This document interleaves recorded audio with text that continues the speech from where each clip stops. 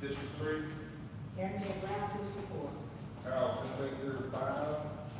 Devon Perdue, Councilmember Welch. Chiquita Taylor, City Secretary. So, Doug Finch, City Manager. Victor Guerrero, Economic Development Director. Felicia Day, Economic Developer, Assistant Director. Charles Reed, Vice President of DCEDC. Stephen Marshall, Duncanville Community Economic Development Corporation. Greg Silver, Economic Development Director. So, we move on to item 2, since we've already moved the executive session. Item 2 is citizen input. We do have one comment card. Rebecca Crawford. Where should I stand? Right. I'm Rebecca Crawford. I'm thankful to be here. 7 Rebecca Crawford. I'm sorry. Name and address. Oh, address 526 East Magnolia. And I'm very new to coming to city meetings, so I'm sorry. Anyways, we have 7 kids, and I love living in Duncanville, and I love this neighborhood. So I had just a couple days ago, my friend told me about this meeting, and I just wished to ask if you could consider whatever happens in this shopping center, that no alcohol being sold, being next to the school, and we live in the neighborhood, so especially right next to the school, just for consideration.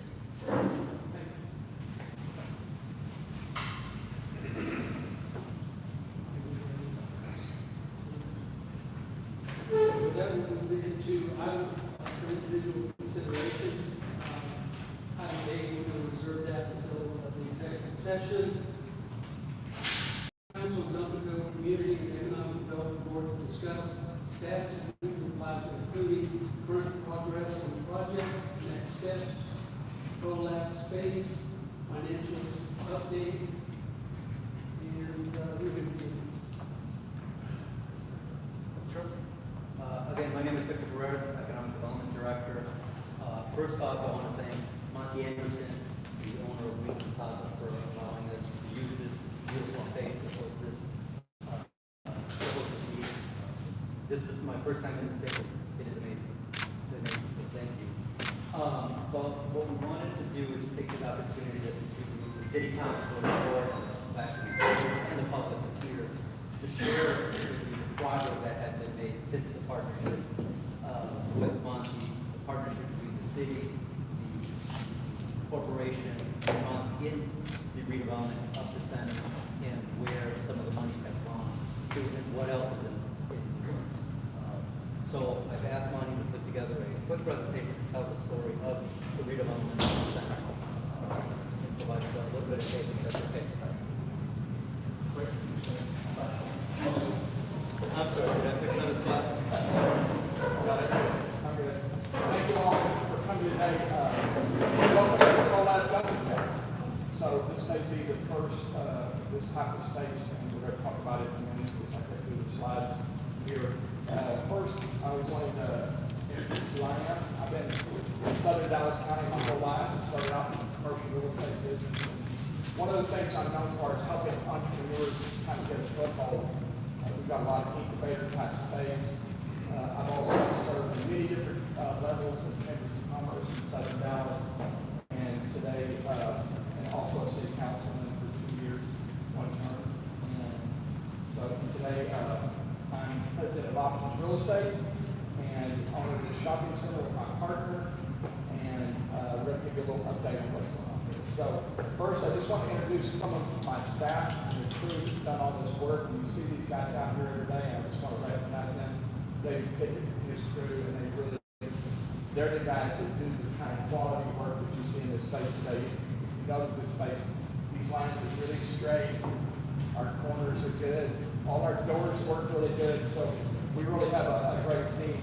And then I want to recognize the people here, Legal Isles, my longtime partner, crime over here in business, and my daughter, my partner in my business, Amber Steamster, and my granddaughter, who's now my business, Abby Nash, over here, and Christopher Duncan is up on top of the.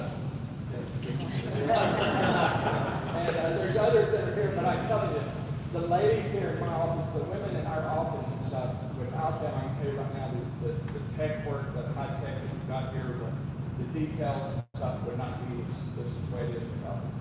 So some of the projects over the years, you know, I've been involved a long time here with hotels and theaters, the infamous Texas Theater, of course, Main Station, and some of the work on Main Street, and different things like Tyler Station, Oak Cliff, many award-winning projects, including some that we've done here in Duncanville. So in addition to what I do at Option Real Estate, I'm involved in another company called Neighborhood Evolution, which is an organization made up of 4 people from Buffalo, New York, Minneapolis, South Bend, Indiana, and we travel around the country helping cities and small developers create ecosystems for small developer, incremental developer type work like I do here in Duncanville. So we help cities build these ecosystems where small developers and local entrepreneurs can thrive in these areas because we feel like if nobody's coming to save us from somewhere else, it's all up to the locals to do this kind of work. We've also developed a new book called 12 Steps of Town Making, and it's just being published right now, getting ready to come out. And so we mostly work for cities in those areas, and we try to help them create the kind of environment where entrepreneurs can thrive.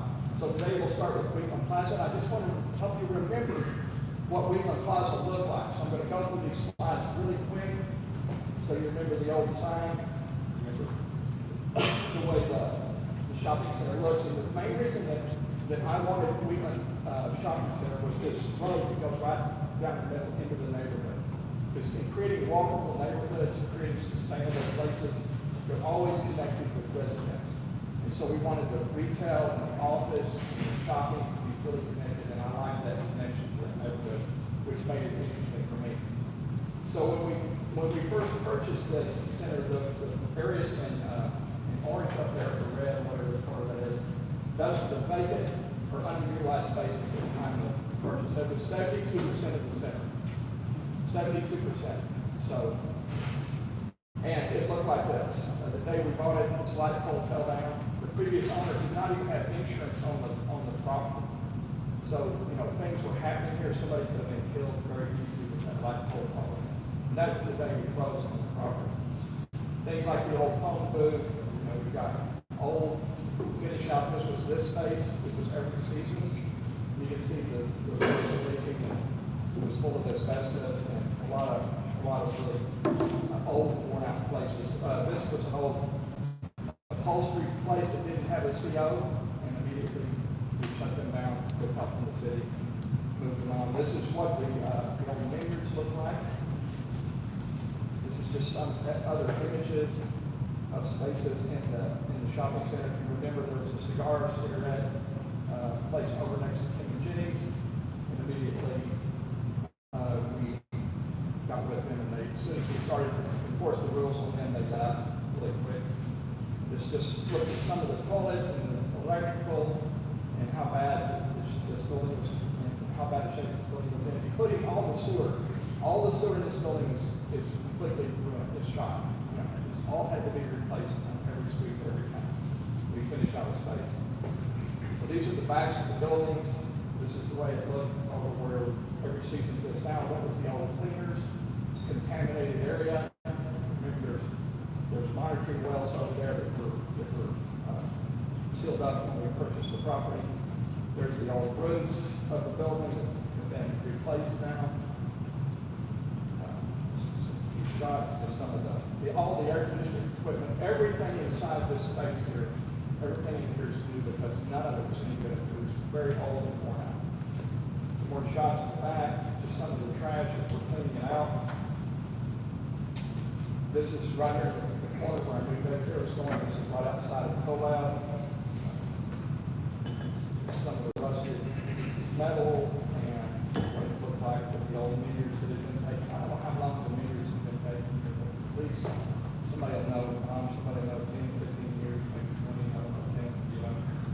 So the landscape overgrown and old and outdated, was not being kept up. There's a lot of graffiti on the building, poor lighting all around, all the air conditioning equipment, fire systems, everything was all in bad shape. And it just goes on. And then we formed a partnership, with this is Gus Garcia and I, signed some papers, get going. And this is where you came in, and I came together and we began to work on the shopping center.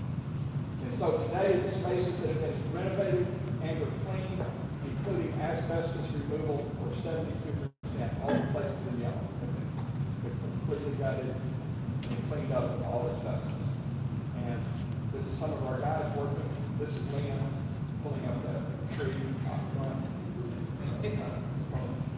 And then this is just some of our guys. This is just some shots as we fix the back of the buildings and repaint the building, re-roof part of the building, repair part of the roofs, redo all the gutters, the fascia on the front, removed a lot of that stucco on these poles out here that just made it look dated, added more storefront over on the side of where Every Seasons is at, finishing out the spaces. This is CoLab, and we're working on it. You can see some of the plumbing you see on the right. These lines, if you look at these floors all over the place, if you look around, you'll see areas where the concrete's been cut up. That's where things had to be replaced and such. In this building, in the back, if you notice back here, this was the back of an old retail center, so it was very dark back here. And so by cutting these holes in the wall and these squares back here, we took a lot of time in getting light on both sides of the building, because otherwise nobody wanted to space like this. This is more of the painting. There's some of the spaces that have been finished out. You can see the polished floors, the open contemporary ceilings with air conditioning, new lighting, some murals, and some more finish out. There's just a list of tenants that have come into the space. We're going to go through that in just a second, a little more. A couple of views of the center that's changing. WellMed, between WellMed and CoLab and Options Real Estate, Every Seasons was in this space. They were at 21,000 square feet. They were paying $3 per square foot per year, which is like really, really low. Okay? WellMed is paying $20 a square foot for 10,000. This space here will get about $30 per square foot. So the increase in value is like in the millions just for these two spaces in the millions. This is what this space looked like as it was evolving, and then there's the CoLab Options Real Estate. And so the way this works is in front of this wall that you guys are sitting against back here. This is CoLab. CoLab means collaborative, and so what it is we have many different small offices that people can occupy, and they can come in and they can occupy. They get internet, they get coffee, they get conference rooms, and they get Zoom links, and then people that come and sit in here in this area can come and sit here for $80 a month or $120 a month.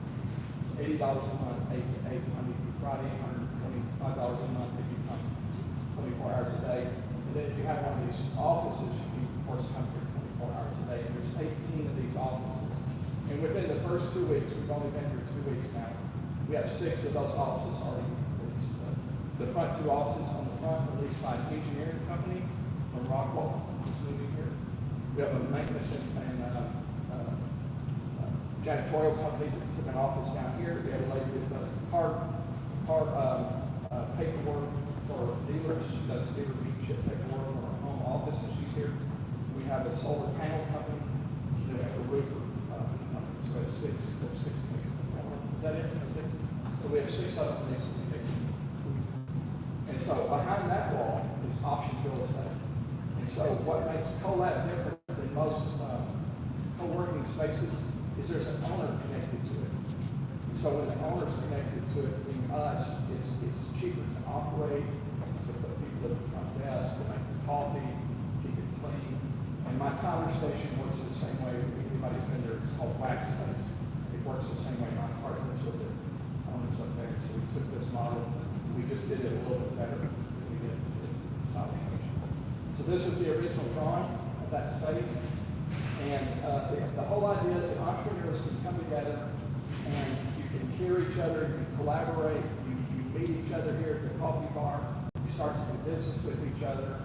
People from the outside can come in here and just be here for a little bit, set at these desks, use the internet, things like that. If you just want to come in for a day for free right now, you can just come into the front here, you can just come in and you can stay with us for a day. So we hope that the city will have more meetings here. Police officers may come, whoever might come here to have a lot more meetings. The artist division has already been over many times to have some of their meetings here. So we want those outside meetings. We want people to come here and collaborate. We want you to come here and we'll put our heads together. The best way our community, I believe, can grow is by us working together and us sharing our ideas, us making our ideas known to our city council and to the people on the phone. So these are just some photos that I'll go over quickly because if you want, later on, you're welcome to scroll through our offices and look around. This is a break room, lunch room back in the back, a living room for our staff, and it also can be used for other people, but a lot of my staff refuses to go out to lunch, so I said, you got to get away from your desk. So I created a living room in the kitchen for them. So these are just some of the desks, and this is the space here, looking for the kitchen area over here, the refrigeration, all of this stuff. Everything from sparkling water, keeping your items here, to the vending equipment that's coming in. It's got very organic type, you can still get some M&Ms, but you can also get some really healthy stuff at the same time. Conference room right behind you. And, the mezzanine is open, and the mezzanine was here when every season was here. We just reused it. And behind that wall, over there, behind that big tall wall over there, on the other side, it's enough room for 6 hotel rooms. So the hotel rooms in the original zoning that we talked about. So you'll actually come in from the outside, and there'll be luxury, there'll be 6 luxury hotel rooms over there. So there'll be like loft style units and very high end, higher than anything probably that we've got in Southern California. Some more items, all the artwork. The artwork that you see up here was specifically created by artists for us, this place, and the brand. And some more, this is my office, where you're going to have the executive section of my office tonight. So the McMillan Institute is one of our new occupants here. The McMillan Institute comes out of the Dallas Institute of Humanities and Culture from over in Uptown. And I knew the guys over there because I attended some of their workshops. When they called me one day and said, the McMillan Institute wants to come to Duncanville, I said, do you want to come to McMillan? I mean, I was glad. I said, you guys are like, you're studying Shakespeare and liberal arts and stuff. And they said, yes, we want to be in Duncanville. I said, well, come on, Duncanville, and here they are.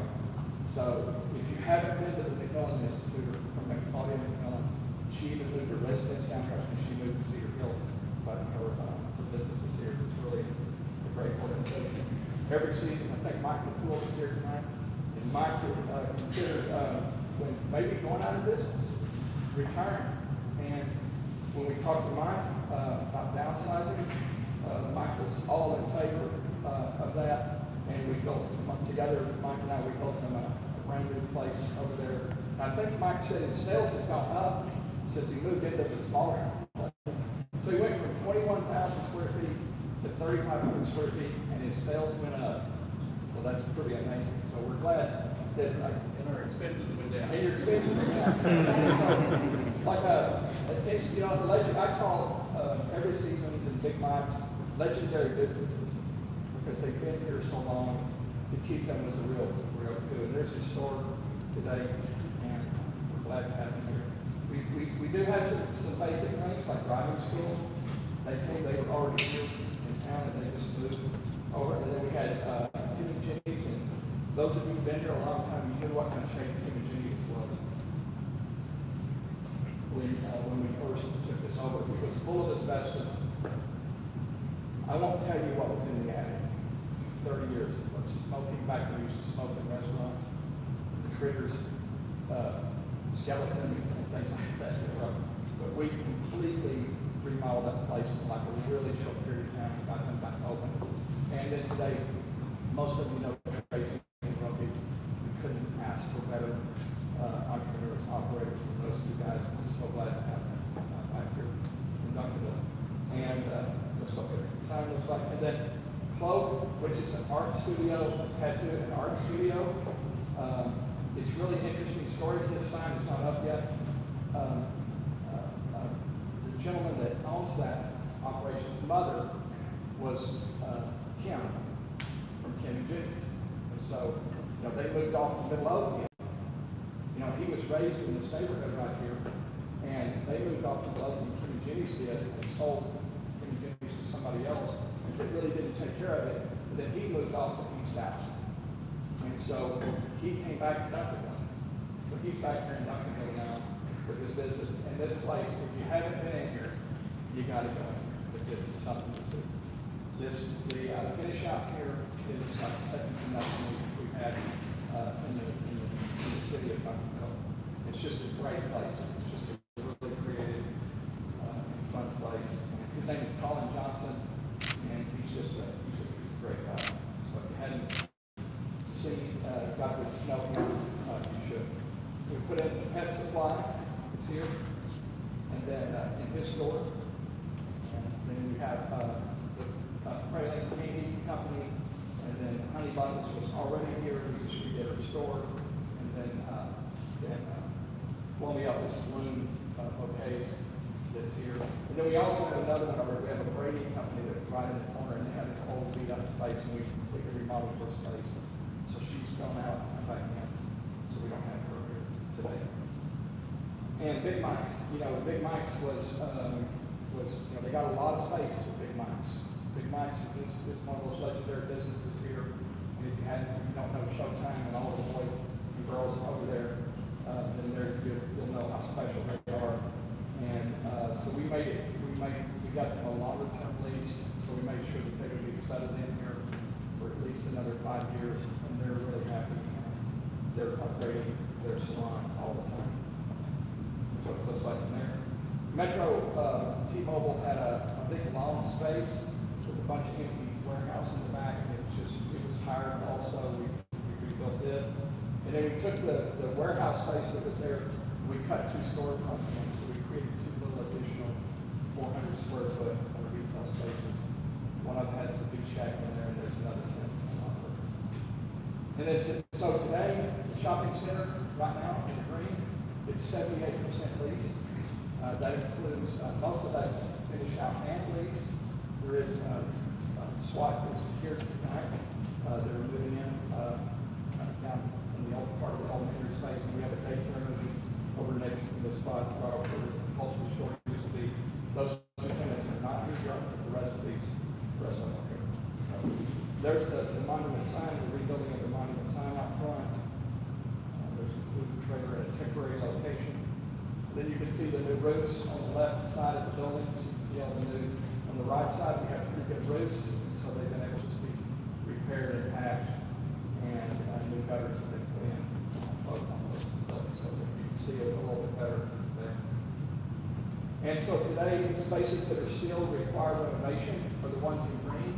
So one is the hotel part behind the wall here. Another is one space across, one small space across there. The old vineyard space. The old vineyard space, you know, I've been really picky on the kind of restaurant or the kind of tenants that we get in that space over there. I've got a lot of people that I just weren't kind of the level of quality that we're wanting. So I've had an opportunity to lease this thing 100 times to different kinds of businesses. I've turned them down, and so I'm really looking for something special to go in there as part of that. Now we've got a lot of space there, so it's probably not realistic to fill up all that space for restaurants. There's 18,000 square feet there. And you know, I'm having trouble just finding one good restaurant right now. So part of our job here is to get people to look at us or to cultivate our own restaurateurs who might give us the level of quality that we're looking for. So when we purchased this property, I just wanted to, sometimes I hear people saying Lonnie Anderson doesn't have any skin in the game, or he doesn't have any money in this project. So I wanted to make you aware of something here. You see there's a $7.2 million, $7.3 million loan that we got on this building here. And I want you to know that right there is my personal guarantee. So what that means is if this venture fails, okay, they don't just take the property from me, they come take my personal assets. Okay, it's a personal guarantee. Okay, this is not something I take lightly when I'm doing. And today, if you look down there at the bottom, there's $3 million. This is a report that EDC gets. Remember, you see that there's $3,385,000 in cash that my partner and I have put in for this project out of our pockets, including the $7.2 million personal guarantee. Now here's a recap of all the money that's in the property. So there's the original loan, $7.3 million. There's the initial contribution of $1 million from us. There's the economic development contribution of $1.5 million. Then there's the additional $2.385 million for a total of $12,276,000 in the property today. And that's before we finish out any of we finish the parking lot and before we finish the parking lot and the meter stuff. Now, this is interesting. This is CoStar building. If you heard of CoStar or looked at, CoStar is kind of what they do is they monitor all the commercial properties, all the commercial properties that are for sale or lease. When we bought this property, this was a 2-star property. We bought it. That's how they had it listed. This is corrected from their books. And today, they moved this up to a 4-star. So they come out and look in detail and look at what we've got going on here. So we now have a 4-star shopping center. Now this is the tax value in 2021. This property was on the tax rolls for $3.1 million. And then as we began to improve it, it went to 3.4, 3.9, and 4.2 million is where it's at today. So it's creeping up all the time.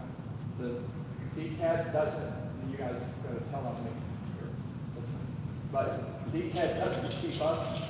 You know, with something we do, they don't keep up for 2 or 3 years. So eventually, they will catch up to the real market value. So again, it's 78% lease. This is a list of the items in our agreement that I'm supposed to do. These are for the $1.5 million. These are all the things I have to do to the building. Those are the ones required in our agreement. That's the asbestos, parking lot repair and restriping, exterior building improvements, parking lot lighting, exterior painting, landscape improvement, HVAC, exterior plumbing repair, repairs of the sign, repair and paint the awnings and the soffit and the fascia out front, the tenant finish out the new tenants, roof repair, replacement, the monument signage, and refinance the loan with Texas Grand Bank in order to release an additional $500,000 guarantee that the DCEDC has on this property. And so these are all the things that I have to do by March of next year. March of next year. So these are the things that we've done. These are all the things we've done. So these you have the financials, the proof is here, the work we've done. You have all that completely open. So we're waiting right now on the parking lot repair, and the lighting, and the landscape improvement out front is with you right now. We're waiting on you to give us a building permit so we can finish that work. So it's not waiting on us. We've done it. It's been a little bit complicated because we have easements and we have areas that are cities and part of ours, so it's nobody's fault, mine or yours. It's just the nature of a complex situation there. And then the refinancing of the property, which we plan to do. Hopefully we'll see interest rates go down this year, and we plan to do it at that time. Now, we started out this property, we got a loan at 4.5% interest. Okay, do you remember when the interest was 4.5%? And then interest went up because we're in our interim period. And they could have went up to 8.5% on us. But my bank said, you're a good customer, will only go up to 7.5%. Well, what that did is the payments on the shopping center went up $15,000 a month. Just so you know the kind of pain that I feel. So today, we're getting ready. This drawing is just about ready to go to building permit. I'm hoping there's something I don't have to have a permit to do this, but I'm not. So if you're looking down between the buildings over here, between every season's and the laundry map, if you're looking down there, if you remember in some of the original renderings, there's some design over there, which is going to change. And this is actually the real design. So there'll be metal coming off the buildings, and then you'll see the Weekland Plaza. And by pulling the metal together, it probably slow the traffic down coming through this, as people fly through this little roadway. But those are real drawings. Those are not conceptual drawings. These will become. There's the site plan. So you can see that it's ready to go. Ready to build. Then, if you look at the next slide here, the darker area in the middle of the parking lot. That is the area that is approved for condos to be built up there. In fact, there's 51 units approved to be there in that site out there. At the top, you can see the landscaping and stuff. That's what we're waiting for. And so that's a pretty good wide landscaping buffer. And it's also more than just a landscaping buffer. This parking lot and this property right now, there's no way you can build it today in the condition that we have as far as dumping water into the streets and the sewer system, in our storm sewer system. And so these will actually catch some of that water. They will catch some of that water and provide beautification at the same time. And in the middle of that parking lot, over there, we got the approval of the 51 condo units that would be sold. And I heard from some of the neighbors around here that people didn't really want those. And I've talked to several people here. And so I changed my plan on that a little bit. I downsized it from 51 to 19 condo townhomes. I'm going to show you a picture of them. And we're ready to get started on that too pretty quick. And also I want you to look at this over this area right here. So there's the daycare. This is an outdoor playground and garden area back here. So back out in this area back here is solid concrete right now. Again, it's just water running off into the alley, the easements back there. So we'll be improving that area also. This is the site plan of those townhome condos. The Weekland Road is over on that side. You know where the Chase Bank museum is out there? This is right behind the Chase Bank area. And that area, when you leave tonight, you can drop in and you can see that's the area I did not stripe. It's got a big line out there. So those will have townhomes facing the street. They'll be facing this building. They'll be facing every season. And they'll be facing the center drive over there for Acton Drive. This is what they'll look like. This is very similar. If you remember, these are not finished architecturally, but you'll get the scale, the porches, the green area. There's a little bit of covered parking inside. When we originally did this, we didn't have the interior covered parking. We didn't have any of that, but we decided to put interior covered parking. These are high quality units here. They'll cost around $300 a square foot. And right now we don't have anything in Duncanville that sells for $300 a square foot that I've seen. And I watched maybe Jeff will tell us something, but I don't think I've seen $300 a square foot. It's getting up there, but so that's what they look like. So these are high quality, very contemporary, with the porches. So it's got that street feel. So in closing here tonight, this is something that I said to you back in March of 2022. This was on the slide presentation that's in the city records here. Note to my friends and neighbors, we will follow. This project is going to take time. It will not happen overnight. We will start by fixing up the current buildings and getting them occupied. Phase 2, we will do some site improvements. Phase 3, we will build some small kiosks on the street. Probably not going to do that, it just doesn't work. Phase 4, we will build new buildings in the parking lot. And then last, all of this is subject to change based on the market, the economy, city zoning, and the will of partners, including all of you that are here today. So thank you all for listening tonight. Thank you for coming, and I'm glad to have you here today. Hold on.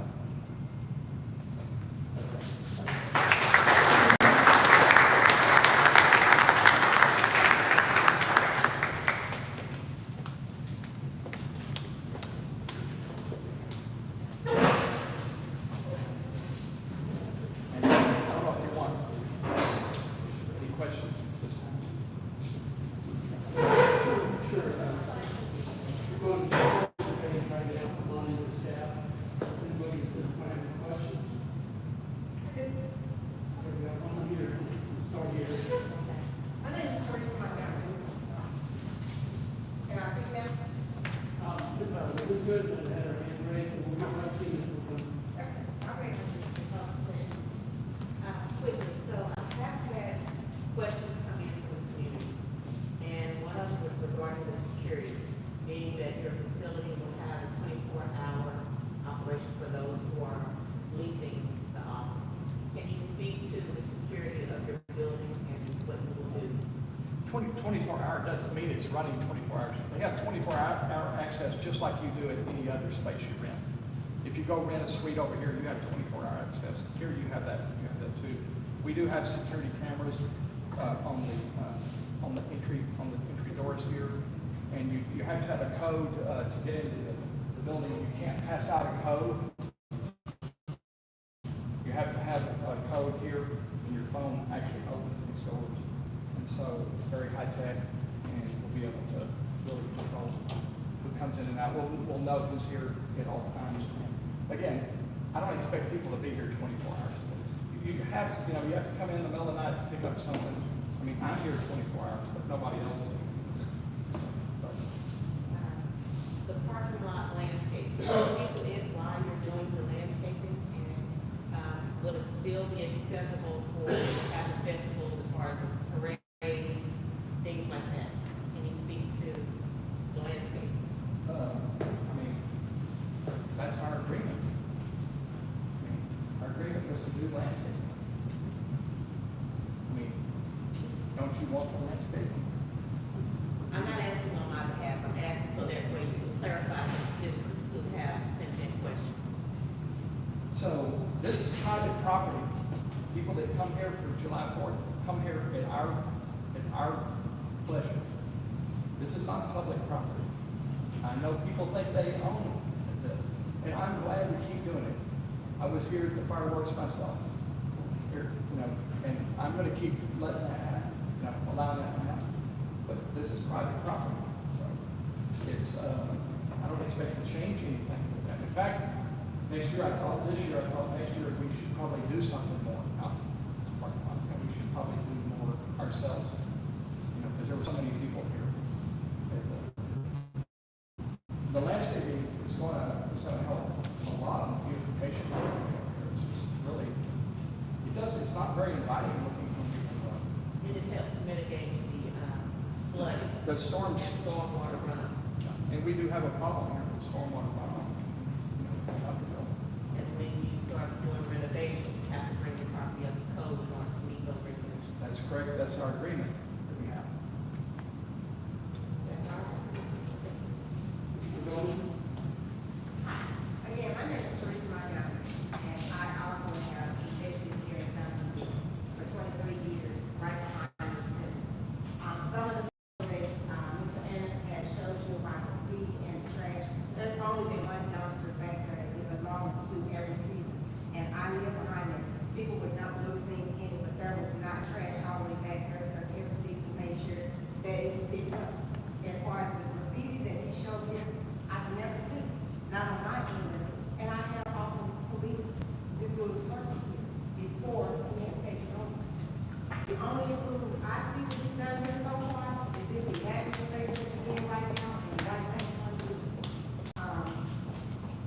He's gonna take away this entire parking lot where our community is built for operating for the July, and he finally said, it's fine. He can do what he wants, that's what he believes.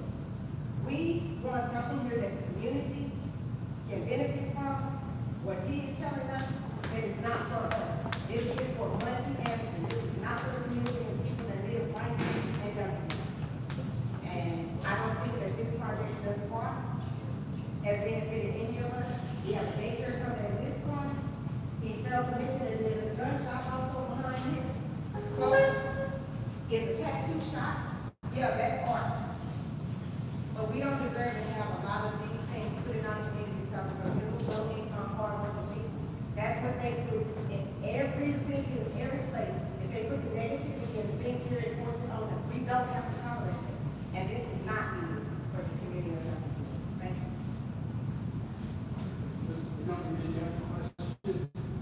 The question is, are you gonna take up the entire parking lot so that we can't utilize it, block it off for your private and personal use? You already addressed.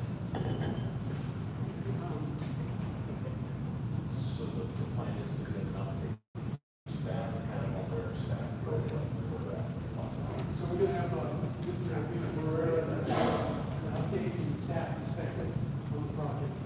So thank you. So Mr. Anderson did a very good job in kind of telling the story of where the shopping center had and where it was, where it is now, what he's looking to do with it. Small, if you will. And Mr. Anderson had provided extensive list, accurate list of all the items that were agreed to between all parties of the items to be addressed with the shopping center. And as you may recall, the item, it was quite an extensive list, and the majority of them have been checked out the box, have been accomplished. There are some remaining items that need to be done, for example, the landscaping, the irrigation system, some of the parking lot lighting. There is utility easement that we need to work through, which we have already worked through. We've come to an agreement. The easement agreement has been signed and it will be taken to the recorder's office for purposes. The permit has been submitted for the landscaping and the light fixtures, and we need to provide Mr. Anderson and his team with comments so we can continue with the project. I'd ask our building official if any of this is correct. It's all correct, yeah. It's amazing that our list, when we did a purview, was exactly the same as Monty's, and you'll see that it was the same exact items, and we never even thought. So there are a couple of minor items to address with the landscape plan and irrigation plan, but we feel that we're gonna come to an agreement here soon, and we'll be able to issue that permit within short order, and get Mr. Anderson going on landscape and irrigation. Excuse me, what did you ask? Oh, I'm sorry? I thought you asked me something. No, Oh, and, oh, sorry. so we're gonna be working through the landscape plan, comments, and irrigation. Okay. Soon, we'll get you a permit. Good question, Mr. Lawyer. Councilman Ford.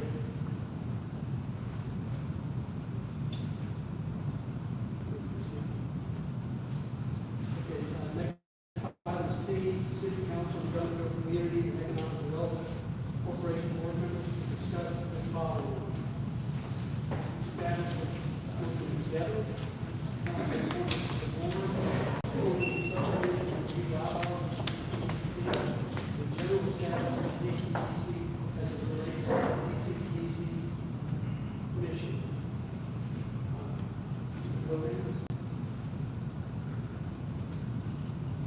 Maybe let me preface this just a little bit, and then I'll let Victor take over. So we've made, obviously, we've got a lot of new faces this year.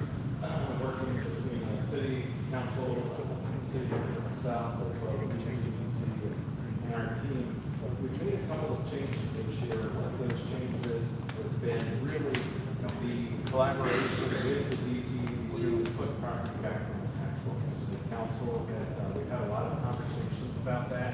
We're working through some different ideas, even like requests for proposals, and we've been having active conversations with the DCEDC. about that.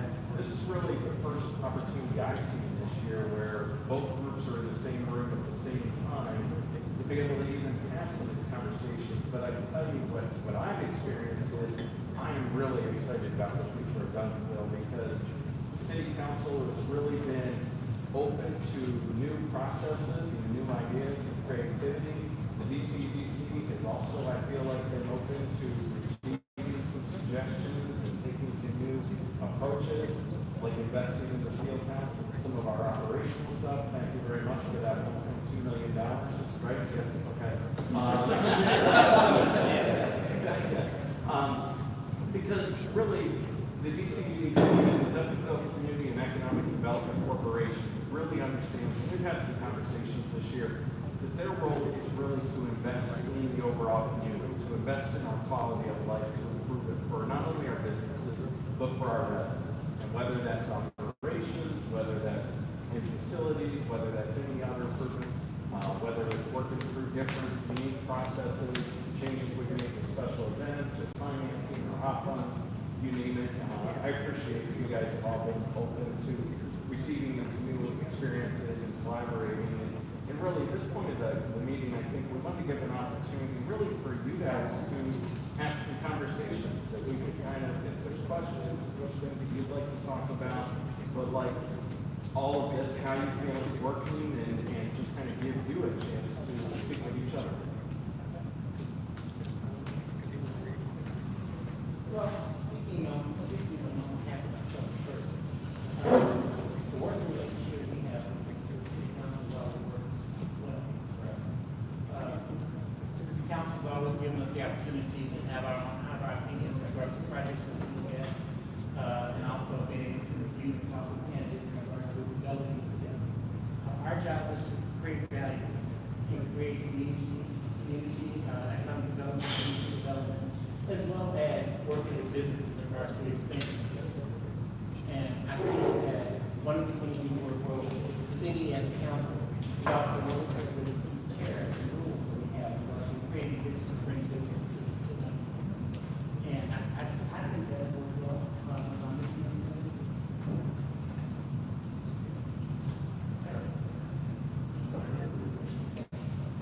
So I think that's something we've always looked at. We're always looking for new opportunities in regards to that.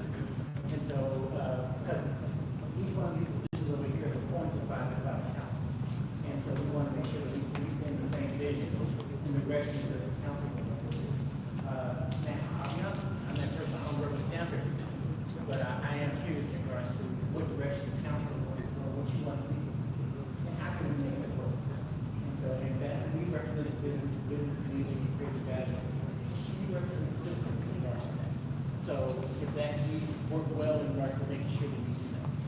So that would be our question to you in regards to are we in the direction and vision the council will have for the city? I'll speak to that, myself. What good is that, the decisions that we are that we see, have been well thought out, well discussed, and even today, that most of the things that are being proven to be successful. And so the complicated issues that we have to address, that we have to discuss, I don't come to a lot of these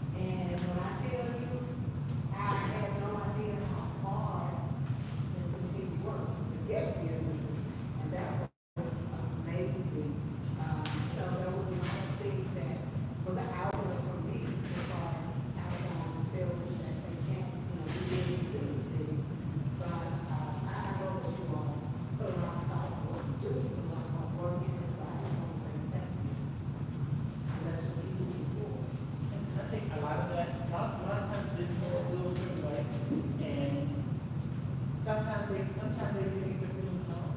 I will give a kudos to this one, you know, working with David Keys now in the city, he actually listens and addresses things that need to be done whenever businesses coming into town. Whenever they have concerns in regards to doing things, he's always been able to listen. Can't always agree. Everybody can't be right, and everybody can't be next. But it's a process in business in regards to that. Yes, I'm sorry. Yes, thank you all. When we go, of course, asking you what you want, what we looking for. The one thing that we say, have that master plan, that, you know, they're, sure you are looking at, is stuff that, you know, years to do. We're gonna be going through that thing. That's, you know, for us to collaborate and do that together. Looking forward to working with y'all. I'm sure that, you know, what do y'all do as far as bringing in, listening to contractors? The convention you go to today, it's a convention of either people who own shopping centers or people who own businesses in shopping centers. We went, the first time I went, actually went when we were developing with Lincoln Plaza. We were talking to different people from all over the country who were looking at franchises or starting businesses who either, like I said, want to actually have that partnership with cities or developers and move them into shopping centers. Or we have own shopping centers. Three of the developers who own shopping centers here in Duncanville for those conventions as well. And a lot of times we meet with them and we'll talk to them and we'll partner with them and we'll talk to other businesses that are looking to own the shopping centers. So it helps us, it also helps them as well. And then we also work with other cities. There are other cities in our region that we actually talk to and they do business. A lot of times we'll have a business opportunity that they can't do it. So they have to partner with us and say, well, how can we get them just to the region? We want to make sure, even if they can't come to City Hill, they can't come to Duncanville, you know, one of our best up the city is part of that and make sure that people know the words of that. They don't always have to go to Frisco, they don't always have to go to Plano. This area down here is a place that a lot of people come down and they're like, it's an eye-opening experience. They're like, this is a great place. And I wouldn't talk about that. But being at the convention, being able to have this conversation, and talk to different people. Because when they come here, it's Dallas. And it's how to be in Dallas. Well, Dallas is a great place, but you have places that are all around there that are close to Dallas that you get exactly what you want. And we can work with them. We're right there on I-20, we have access to I-20, 35. And so going back and forth and showing exactly what we're doing, we show people that information. We showcase different businesses we have, we showcase different lands we have to do. And we talk to people first, what are you looking for? How can we make that work? Without giving them the city. A number of people that asked me, and are unaware of the types of grants that they can get, and sign grants, and some of the other new ones that we have available. Well, we see people who go out to projects. What we do is reach out to those small businesses that may be unaware that they have access, at least to request funds to help them with landscaping or gaming, signage, many of the things that they do to those their businesses. What do we do to promote that? Let me partner in two different answers to your question. Number one, for those of you who may or may not know, as the mayor was saying, we do have different grants. If you own a business, and let's say your business has been here 50 years, 5 years, 4 years. One of the things that we look at is a lot of times people will drive to Duncanville. We want them to be impressed with what they see. We want them to come to Duncanville and know this is a great place to do business. This is a great place to live, work, and play. But a lot of times what they see is not the way Duncanville really is. So the Duncanville Community and Economic Development Corporation, we have grants where we'll work with you in regards to planning grants for capability. We'll work with you in regards to a sign grant where you can do a nicer sign and you can see. Going up and down 67, we have different companies that apply for us sign grants. And we'll work with you in regards to what we ask for is 3 different bids. The way the sign's gonna look, tell me exactly what you're gonna be looking at, tell me exactly what you're trying to do. The way we advertise those is we actually work with them in regards to advertising through the city. We try to work with the chamber in regards to that. And we let that information know. We don't commercials and things like that. But we actually just, we let that information of who the community is working with. This might go to Career, are we, knocking on doors, I know you did, but are we knocking on doors and talking to businesses about those opportunities? Yes, we have been knocking on doors. We started off a little strong. We were able to do maybe 2 or 3 business visits a week. We had some changes in our with our staffing, so that set us back a little bit, and we were able to do maybe 1. But there are many businesses to visit and many doors. Just started some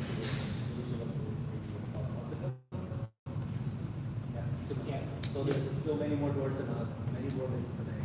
Miss Alicia came in, hit the ground running in regards to that. She goes to lunch at different places. She goes to just walks into places and talks to different places. She hit the ground running in regards to that. She likes to talk. So that's we've only made a small town. We've only there's many more doors to knock, many more places to visit, and we're going to try to make as many visits as possible. Right now, we're just a little setback because we're short 2 months apart. So DRE or business retention visits, DRE, which is what you call it, but that is a big piece of new revamped economic development director, assessment director, and as we continue to work on that, it'll be not only the big picture type stuff, but also making sure that people come to the businesses here. And one thing you can do in regards to that, Mayor, it's also not just talking about giving out grants. Yeah, when they go out and talk, somebody may have a problem with code. They may have a problem with something else that's going on, a stop sign or somewhere that's not being regulated. Once before, somebody went out there and they talked about power outages. So whatever we can do in regards to that business and helping that business stay in business, grant program, business retention expansion program. They may want to expand their business. We work with businesses who want to. There's another business right there next to it, and no one's in it. They want to work in regards to expanding that and expanding their business. So we work with them in regards to not just giving out grants. You know, as a result of those businesses, we take some good feedback from business owners. Some that still need to work on. You know, we heard some comments that there's no one that's from the city that has come to visit us since we opened. This is in a while. We appreciate the visits. You know, we appreciate that you're here, that you're looking to help us. That's what we do business. Okay. And what we offer is the opportunity to serve as a resource. Maybe we who right here are not able to help, but maybe we know individuals back at City Hall that might be the right person, and we make that connection. But that's what this is about. I was just gonna add, our biggest job as we're doing our business, we're doing business to listen. That's our biggest job, and to bring that information out, like our biggest and to process it, so we have business. So that's our instruction. Your honor is a lot of our business as well. So we go out and take packets, we create some of the incentives that are available, and we take information about incentives, and then we just listen. That's our primary job, is to listen. Just so I have a last question, ladies, no one's having a few months, but actually we included down interior and exterior renovation. So Yes. it be all exterior. Now we also, so that the public is aware, we also offer grants for some interior renovation.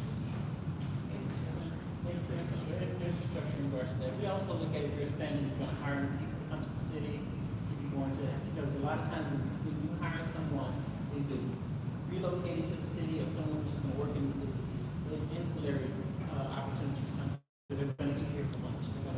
They're not going to be like lunches who stay at the city. They're going to really go out and have lunch. Just good. Ms. Alicia touched on one side as far as providing information. If a business reach out to you, what's the turnaround time right now that you're reaching back out to the business? Well, it's really, about 3 days ago at the latest. Usually it's a few hours. It takes a process once they get the packet and back in, and, review it out from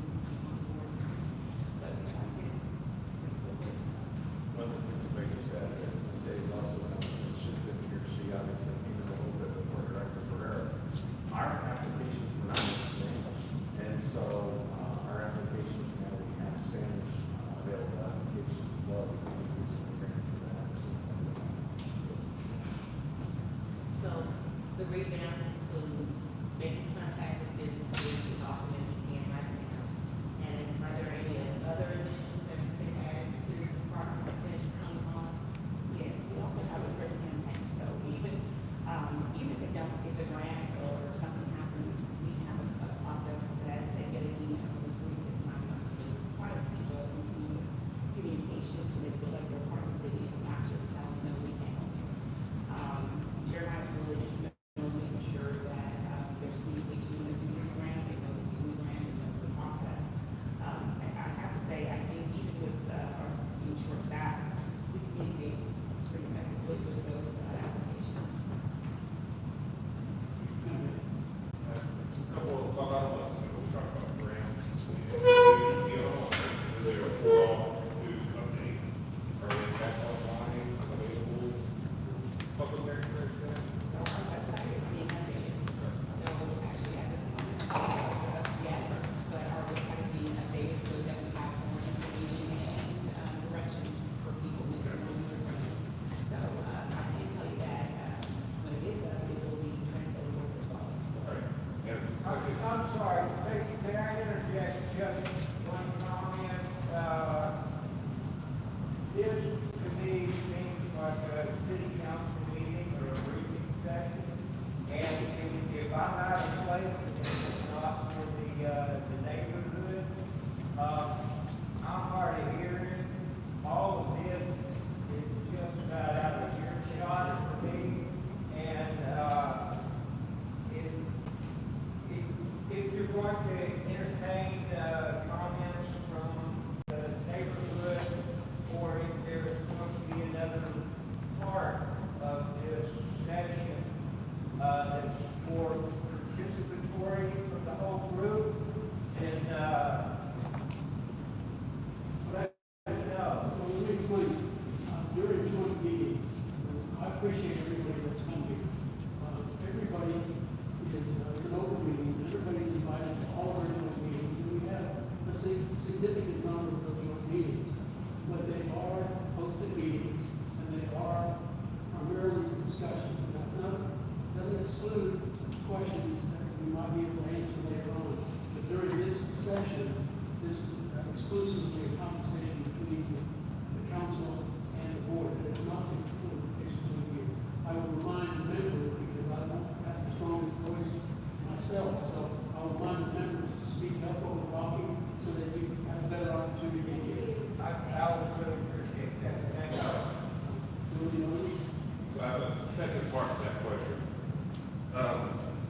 So on the grants, they're sort of the beautification, they're sort of specifically a landscape grant. Thought we had, right? Okay. Yes. And so that's exterior landscaping. And are the grants exclusive to for-profit businesses? Can a nonprofit apply for beautification? A nonprofit can.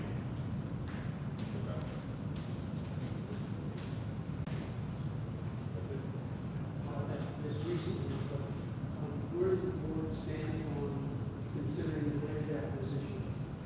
That might be you as well. We need where we stand on it. Well, We've done it, we continue. well, we just ventured into it, correct? Yes, we just purchased, the Fairhome building. Yes. So do we see that, does the DCEDC see that as something that will continue to dive into, to establish whether the properties to be rented by owners for future development? In my opinion, the board got, I speak for me. Yeah, I don't see why we wouldn't. Yeah. Not obviously, but I would hope that it going forward,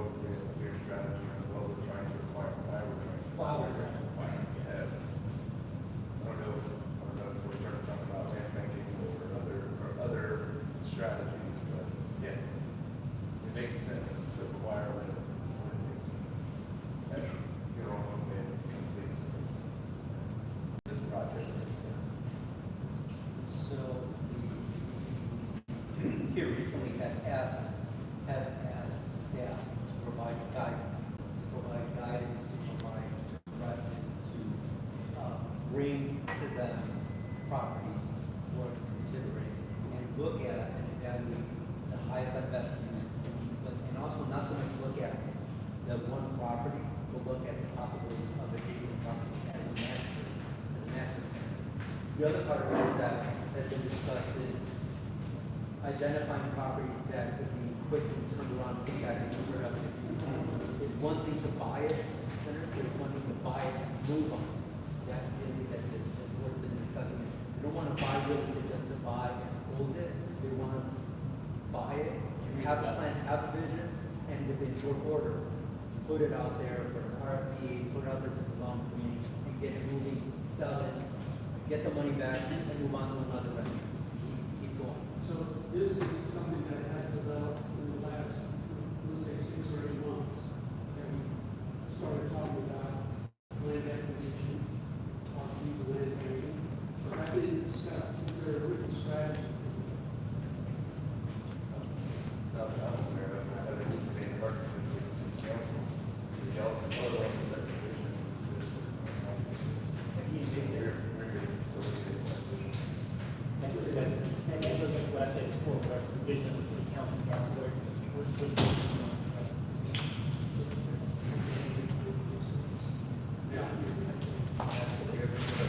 So, I mean, that's what we're talking about, but like comprehensive plan, right? That's a big part of that. And I know that the team is currently working on putting together some templates for RFPs and that sort of stuff, so that they get that, and then we can certainly talk about policy as well. So, Appreciate what you said, Charles. Right, y'all have the capability to get things moving, right? But we're the ones that say the vision based on what we see from the community. And when it comes to what is it that we want, you don't always necessarily know what that is. Your job is to bring capital, bring value. And again, this is where it's important because we're talking about R&D, right? And so my question is, how would you be able to, what would be the basis of an RFP, right? Well, what's the concept, what's the vision?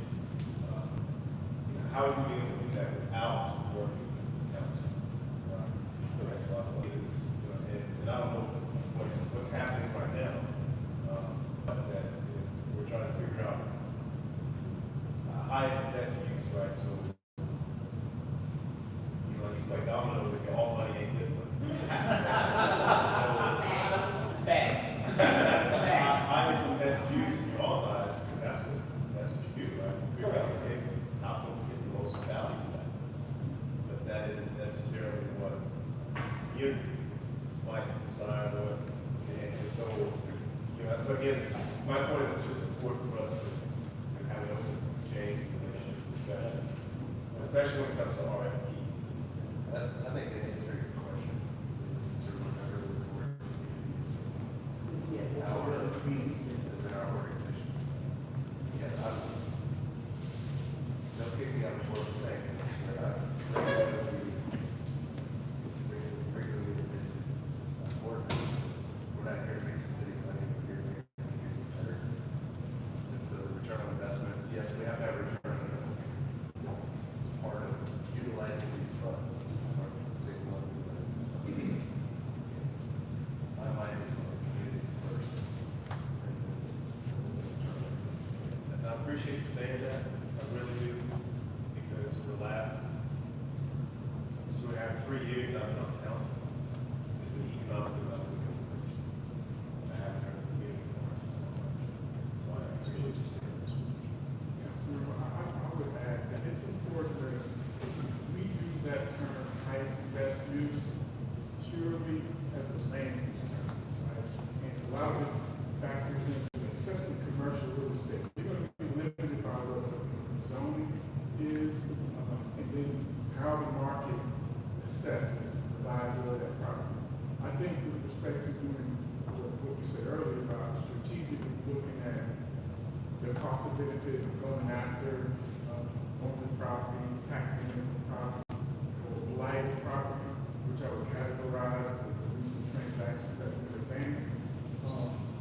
Sometimes the RFP process then could give us some more market data. It can give us some concept proposal to tell us what the market is saying, to then help inform our vision. So I don't know that at least the board is approaching this RFP process as, hey, we know the vision, this is what we want you to tell us if you can do.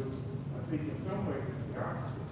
And the city having that site control is particularly advantageous because we can set the vision of the tone. Sometimes when it's privately held, we're in the responsive role where, hey, this developer is wanting to do this, and we have to figure out, okay, you know, community's not going to be happy about this, but they maybe have zoning about right. So I would say that's kind of the tone and the intent of the conversation we've been having about, hey, Duncanville is pretty built out. There aren't very many vacant parcels that can truly develop. Most of the economic development investment in our community is redevelopment, which is in a lot of large cities called community development. So yeah, we understand. And, you know, this property right here, it wasn't vacant land, but it was privately owned land. And we did a public-private partnership with Mr. Anderson. Same thing was true with Main Station. And so that's the unique position of having a corporation board to kind of do some of those component government work in concert with the vision of the city council. Do we have any other comments on this issue? Having said that, sorry. I'm gonna stand up, if that's okay. So, you touched on exactly what I feel in my heart is that, redeveloping, so I think we need to really concentrate on our current entrepreneurs, our current businesses, and in my thought, my daughter and her business, they want to move, but they don't know really what's available, and it's kind of scary to make a move unless you know what's available. So my thought is, educate them, you know, get some bankers in here, some SBA, whatever, whoever. And then secondly, maybe some realtors, I don't know, whoever can let us know what's available out there. Because that might help them make a decision on whether they're going to grow or they're going to move. Right? Because some of them don't move because they just don't know what's available. So that's kind of my heart about it. Thank you. Okay, I'm going to move on to the next bullet point. Under the watchful eye of the city attorney, your approach the subject of council appointments, only to say that we do have an opening and we're working on filling that position. So, One of the things you may want to throw out there is what you're looking for. Medical background, planning background, banking background, maybe that would help. So that discussion of what is Okay. Sure, yeah. So as you know, the bylaws actually spell out a whole list. I think a lot of you know, the bylaws actually spell out a whole list of the different positions. So there's currently one vacancy on the DCEDC board, anticipated a second vacancy on the DCEDC board. And so the council's really got to be thinking about what is in those specific positions, right? And maybe some input from the DCEDC. I think Ms. Taylor's going to be reaching out to the council members to set up a time for those people that have expressed an interest so far. Mayor, with your indulgence, we'll jump right into the bylaw piece.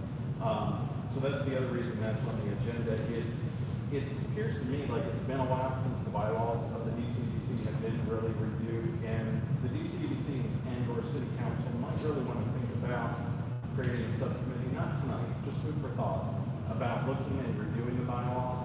Is it still, do all those bylaws mean exactly your objectives and what you're trying to do? Do you still want that restricted list in terms of the members? Do you still want, there's even, you know, we've had some discussion earlier this year about procurement process and those types of things. Maybe there's a rules of procedure, or maybe there's an update to the bylaws, but at some point it's probably worth a discussion. Maybe it's a smaller group that can look into it and bring recommendations back to both city council and the DCEDC board. with that being said, I would ask the city attorney, cities that they represent, have to currently represent, do they have still a position identified for placement on the DCEDC? Now, we try to find people that are living in the city all the time.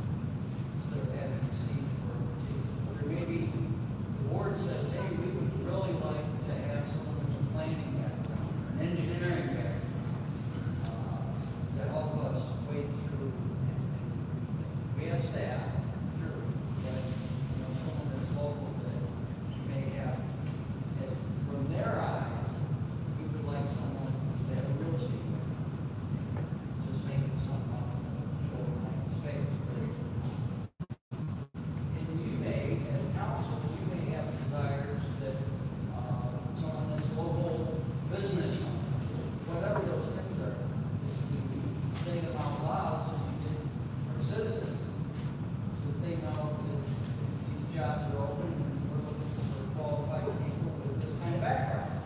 So they would apply and get evaluated based on what needs. Well, I can't list off what, I'm trying to review the bylaws right now, and trying to see the different positions, but I do recall, one for finance, one is attorney, one resident of the city, and then the rest of the business owners. Those are the positions that's coming to the top of my mind now that I recall. Yes, everyone has to be a resident, in addition to being a resident. There's a position for, like I said, the attorney, finance background, business owners. And there are one particular of those positions that's currently vacant at the moment. The real estate, real estate. Real estate.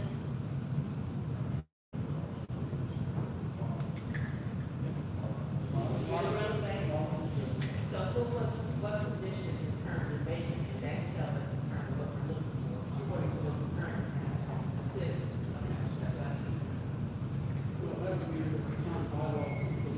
Further down the road, we have a discussion to review those bylaws. I think it's good information to know that other cities don't have those restrictions. So it's a discussion for us to determine whether or not we think those restrictions bring more value to us, including the DCEDC membership, or do we want to look at other cities that have no way to get around that? I would say that, you know, working on a lot of different teams and a lot of different seasons, and each season calls for different groups. So I would put it back on the economic development to appoint themselves, decide, okay, this is the direction we need set, this is where we're gonna move, and we have every person we need, and then recommend to us what exactly they need, whether it's real estate, entrepreneur, banker, whatever it may be. This is my opinion. Well, it's good for all to have a discussion, but in general, it sounds like we are agreeing with season ones from the board that this is worth revisiting from that perspective, that how long will time to get there? A long time. Okay. So it's one time that we visit and see if we can get different perspectives from citizens that don't necessarily fall on those professions. Mayor, we just, instead of locking in and saying, people with experience, not everybody that, why do you want a lawyer to be on the name? But, you know, someone that's got planning experience, someone that's got, engineering exposure. It doesn't have to be an engineer, it doesn't have to be a planner, but someone that's got experience. Experience is a better teacher than someone, I learned more after I got out of law school than I hope. Experience is a great teacher, so it's the experience, not the title. And I urge you to look at that. You know what they do? You know what they do? They go out and look for economic development, they look for community enhancement. So, you know, community is very broad. I mean, this board was originally created to help with what we now call field house. That was their, you know, big mission was that field house. And it's because the law expanded. When those bylaws were adopted, they were adopted field houses, its primary goal.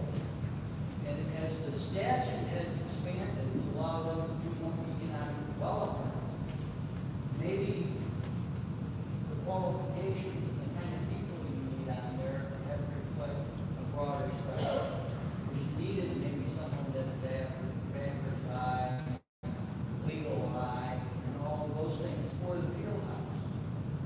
Now that we're doing other things, you know, Mr. Coons is obviously a quality of life guy, always has been, and thank God he's here. So he reflects that part of your vision. Some of the rest of you want to see our business needs.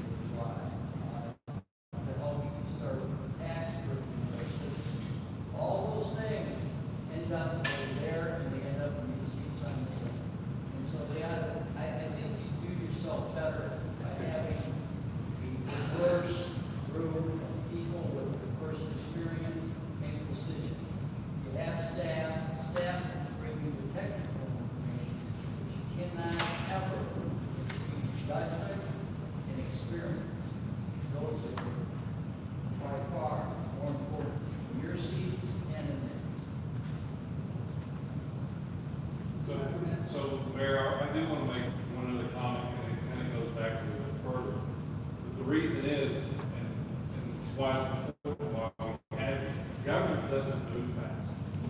Okay? You're a corporation, so you're the one that can move fast. And so I want to say I appreciate that, but that's going back to this point, that's why we try to get your experience here.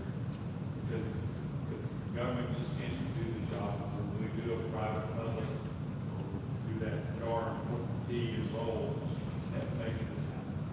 And that's one of the other things in regards to not only the experience and business experience you have, there's a personality that needs to be on the side of the table.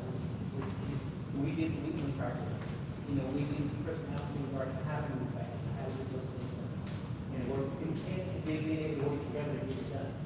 So there's a lot of factors in this. So, in terms of that, you move fast, introduction, and slow things. You took another step, but okay. All right, so now we're But going y'all work really well with the weekly. Y'all met with us on the weekly. Every time we get it, y'all were there. Okay, item D, consider a resolution approving professional services to legal group to provide an update to the city council comprehensive plan and authorizing the city manager to sign and execute all documents associated with the agreement. And Mayor, actually, if we could turn over to Matt Burns and MRB Group, he'll do a presentation and kind of walk us through their going to free. The thing went to sleep. I don't know. She's gonna. Well, I'll put that together. I just want to say that I'm so thankful that this resolution ended up on this agenda. All of the conversations that we're having right now, Doug and I kept looking at each other and nodding and smiling because it all walks right back to that comprehensive plan. And I think the discussions that you've had tonight are a perfect example of why it's time, right? Why it's time to update that comprehensive plan, and why it's why. Sorry, we're missing the remote. This is what happens at my house too when I was. So, I'll just start by saying, Mr. Govan said something that really, he said something that I say a lot, but he said it in different words, and I like his words better. Everyone can't be right, and everyone can't be first. And the way we say that in comprehensive plan language is, a comprehensive plan is about priorities, right? Duncanville is a larger community compared to more rural areas. But I've been watching and paying attention to budget politics in Dallas, in Austin, in Duncanville, and in communities a tenth of your size. And nobody has enough resources to do everything they want to do, right? And so a comprehensive plan, an economic development strategy, which we also don't want to lose sight of, that's doing in parallel to this plan, is about getting the big things right, and not everything's a big thing, right? It's a spin on what Mr. Govan said, but it's exactly how we approach comprehensive plan. And lots of questions out there tonight, and there was a little ping pong match going on here. You all set the vision, and we help execute. We can't execute until you tell us what the vision is, and the council appropriately deferring to, we can't set the vision until we hear from these folks, right? Until we hear from the community. And so this comprehensive planning process checks all of those boxes. We're going to dig into it. Oh, that's the one.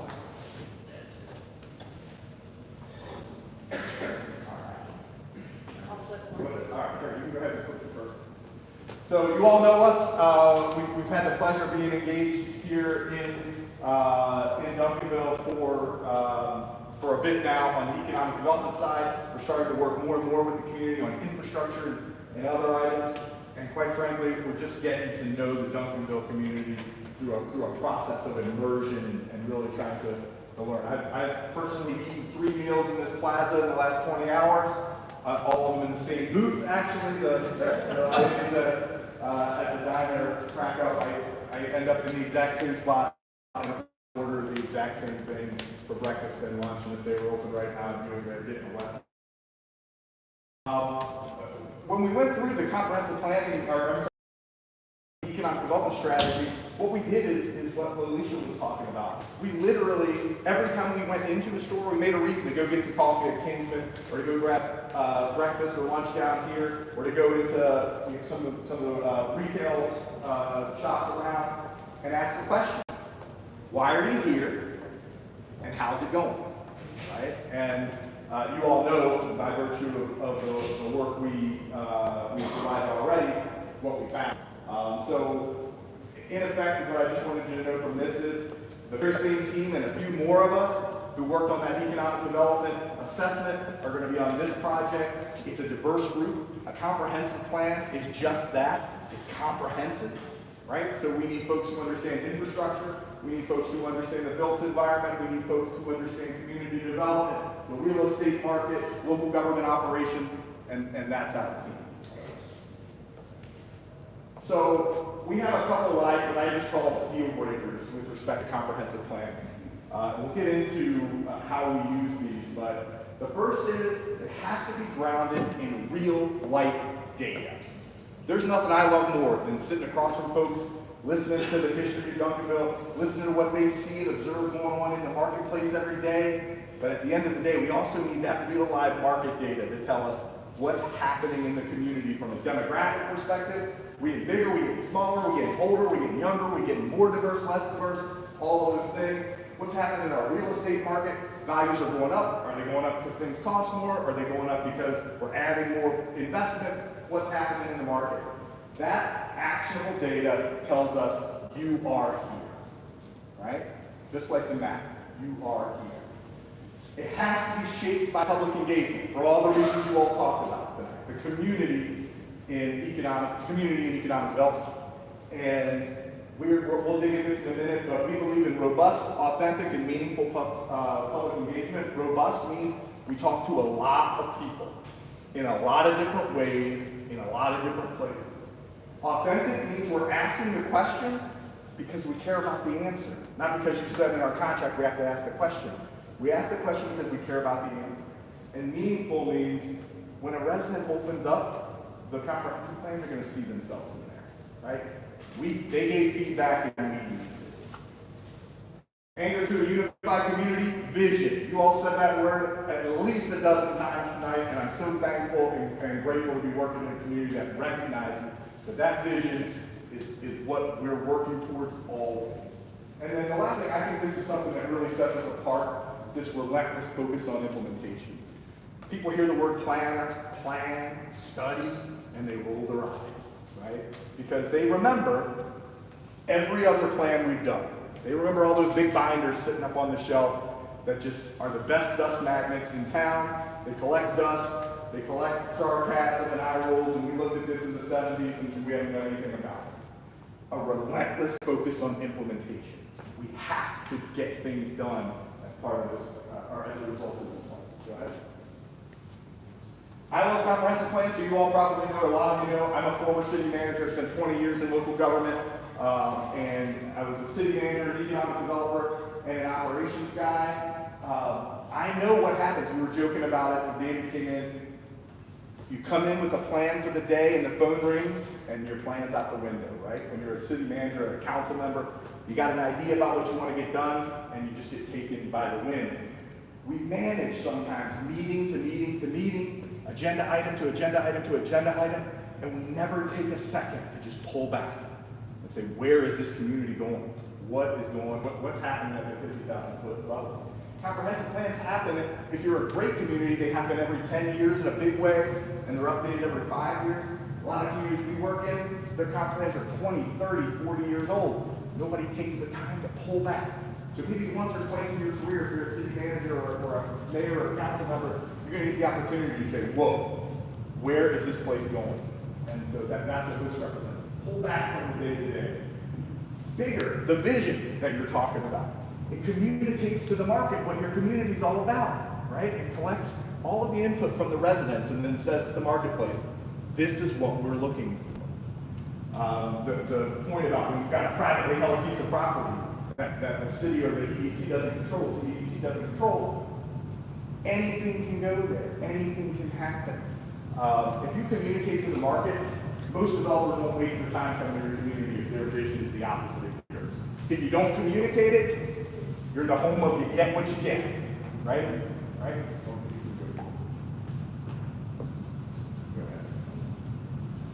So the first thing we do, sit down, scour that data. We use tools like CoStar. I was glad to hear Mr. Anderson say that he's familiar with CoStar. We use tools like CoStar. We use tools like MC, GIS, Esri, a whole bunch of other letters. We also use real basic data like the Census Bureau, the American Community Survey, and others. We try to work with your assessment folks, with the DCAD, and other government agencies, your building department, to talk to us about permit activity. We look at every piece of data we can get. Then we sit down and sit across from key community stakeholders, ask them, like business owners, for example, major employers, school district leadership, ask them, hey, what's going on in this community from your perspective? What are you seeing? This creates that picture of where we are today. You are here. That's the purpose of this phase. Go ahead. Public engagement. So what I will tell you is I've got 20 tools that I use to get information from the community. If I went over to Cedar Hill and brought them Duncanville's community engagement strategy, it'd be a huge waste of time. Right? We have to tailor this strategy to what's happening in Duncanville. How do people get their information in Duncanville? How do people communicate with the city in Duncanville? So what we're going to do is we're going to have you all help us staff up a steering committee, a project steering committee, a group of residents, policymakers like yourselves, and staff, and that steering committee is going to start by telling us how we communicate with Duncanville residents, how we communicate with Duncanville businesses. We're going to create a tailored public engagement strategy. I like when I said robust, lots of different people communicated to in lots of different ways. We have some digital tools that we're going to use, or that we think might be applicable in Duncanville based on what we know. But we're going to create a project website at a minimum, so that you got a 24/7, 365 look at what's going on with the plan. We have some social media tools that we use, some franchise social media tools that are specific to a comprehensive planning effort. We have a cell phone app. If that's what works in Duncanville, we can engage with the cell phone app. And then we use traditional media a lot, communicating through press releases, through neighborhood organizations, and the like. One thing we know about Duncanville is it's a very diverse community, and there's a very high concentration of Spanish speakers. And because of that, we're going to make a special effort to both not just translate material, which is important, we want people to be able to read what's out there, but to connect to the Spanish-speaking community. So we're going to ask that steering committee, who are the Spanish-speaking, we call them spark plugs in the community, the people who are connected to other people in the community. A lot of times this pastors in the church or civic leadership in organizations around the community. But those folks are going to become our ambassadors to the Spanish-speaking community. And if the steering committee identifies other populations like that need to have some specific attention to get them to come out and speak with us, then we're going to tailor a strategy to that as well. So, but we did recognize right out of the gate a real high concentration. Yes, sir. Who's going to be responsible for implementing this strategy? Is it MRB or the city staff? It's a combination, right? You're talking about the public engagement strategy. So there are going to be 3 columns. There's a stack of stuff that MRB group's going to do. Things, no question. Updating the website, keeping social media stuff flowing. There's going to be stuff that the staff will help us do, making sure that the city website, the city social media are reflected, making sure that the city's communication tools are being used effectively. And there's stuff that the steering committee is going to do. One of the things that's built into our proposal that we always encourage the committee to do as part of the public engagement strategy are public forums. And I call these things roll up your sleeves and plan. I have already talked more than I will ever talk at a comprehensive plan public forum. These are working sessions where the public comes in, there's maps on the table, there's boards for them to draw on. That's where the steering committee shines in 2 ways. One, getting their neighbors to come out to the event, circulating the information to their neighbors. and two, manning those stations, because your neighbors are much more likely to talk to you than they are to you, right? When they see you, they see a familiar, comfortable face, and they're gonna speak to you most often. So, I would say to your question, all three, the steering committee plays a key role, staff plays a role, and we'll do all the facilitation and all the coordination, and then some of the content. One more question for this for city manager. Are y'all fully apprised of what that's going to look like on city staff? Do y'all have the resources to? I work with MRB and now I can push back on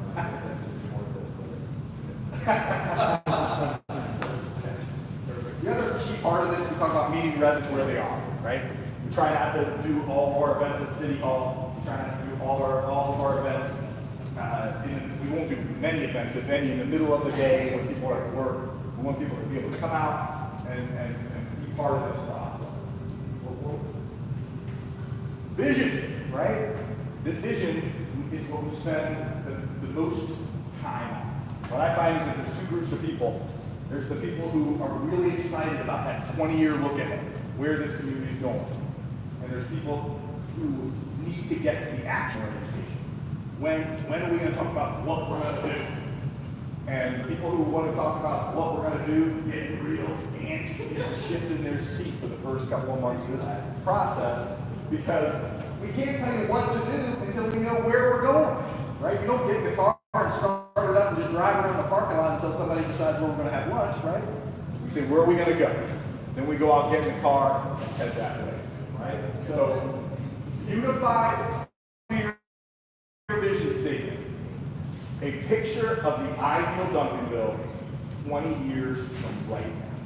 What does this place look like? The entire plan flows. We have to get this right.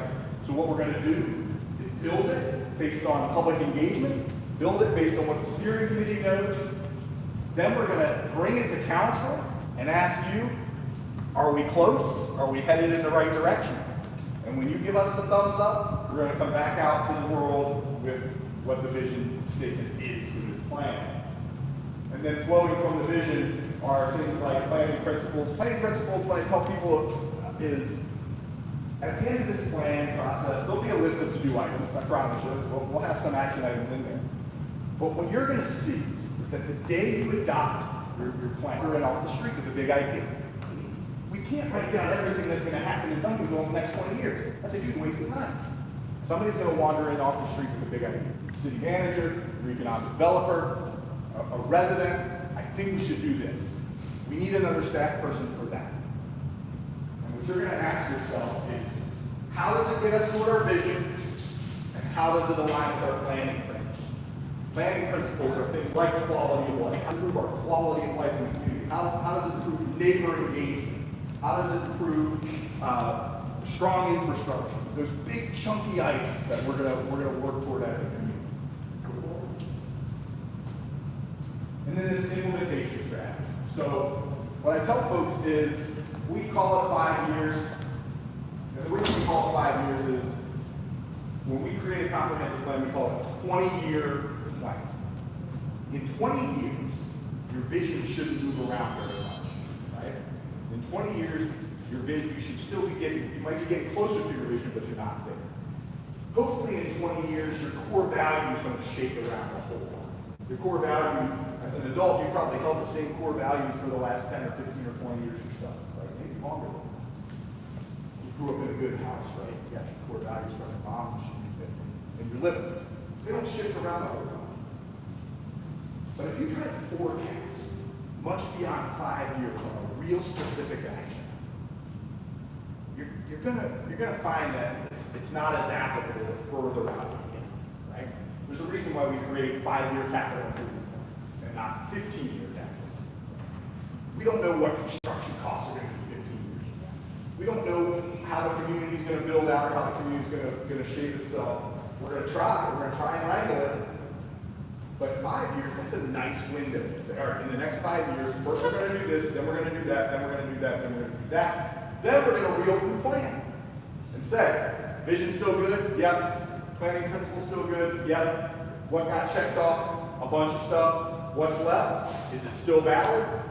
Oh, yeah, well, let's keep it in the plan. If it's not, let's dump it and find some new work to do. We talk about catalytic opportunity. We were talking about this today with respect to some of the RFPs you all were talking about. Catalytic opportunities are those things that create other things that we want to see, right? So those are the first things we want to do.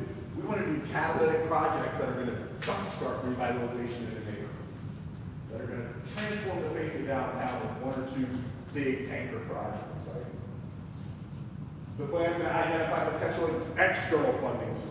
One of the things we love are OPM, other people's money, right? Federal government, state government, you kicked it in, you might as well get it back, right?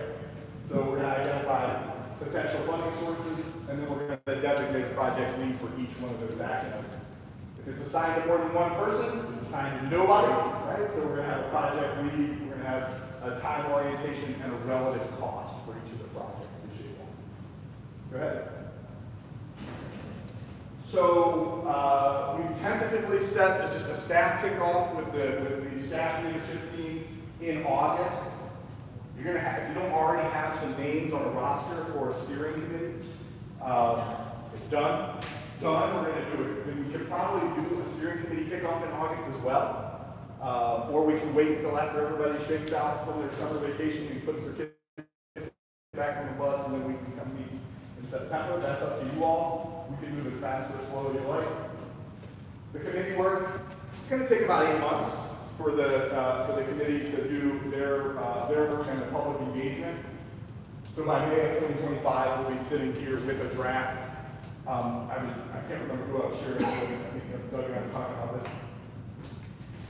this. It's not anticlimactic, but I don't believe in the big reveal. I don't believe in the ta-da moment at the end where we huddle up and make these plans and then release them. We want to be releasing these in stages. Make sure we're getting it right. So when we're done with the data work, we're going to communicate that to the public so that the public knows this is the reason they're making these decisions.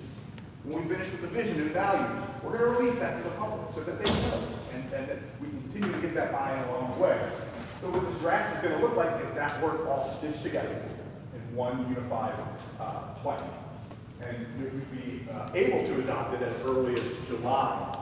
In parallel to this, and right in here in the September to May timeframe, is an economic development strategy that talks about a lot of the things you all identified tonight.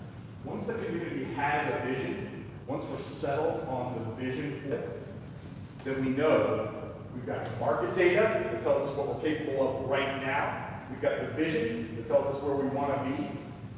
And what's in the middle is, what are those economic development strategies that are going to take us there fast? So we're going to do that work in parallel to the comprehensive plan so that it can be adopted all at once. And then everybody will be working from the same roadmap. Everybody will be working from the same sheet music. I still encourage the communication, and actually in our organizational, we talked about meetings like this. This needs to happen more often. But at least you'll be getting together to talk about the successes that you've had by following the sheet music that was put in front of you, right? So that's our story. And I'm happy to answer any questions or talk more about the process or anything else. Mayor.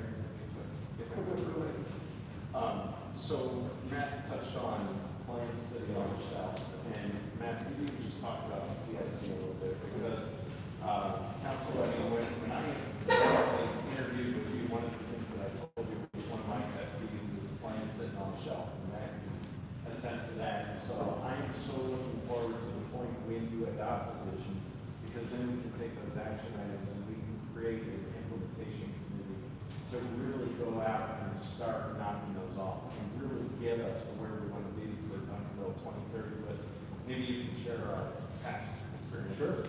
So after you get out of college, they don't call it plagiarism anymore. So what I do is steal everything from Doug. And when Doug and I were working a couple of communities apart, and what he had identified in a prior community we worked in was just that.